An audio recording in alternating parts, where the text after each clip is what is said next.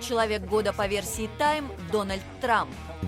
Его выбрали из списка, где также были российский президент Владимир Путин и британец Найджел Фарадж.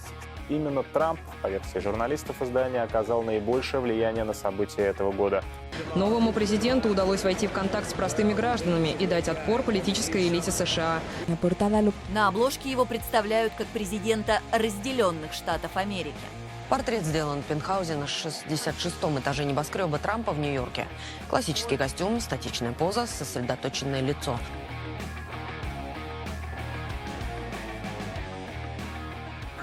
Человек сильнее других, повлиявший на события, неважно, хорошо или плохо. Посмотрите, что сделали в Time. Над его головой рога дьявола. Посмотрите на букву «М». 1938 – Адольф Гитлер. 1939 – Иосиф Сталин. 1979 – Аятолла Хомейни.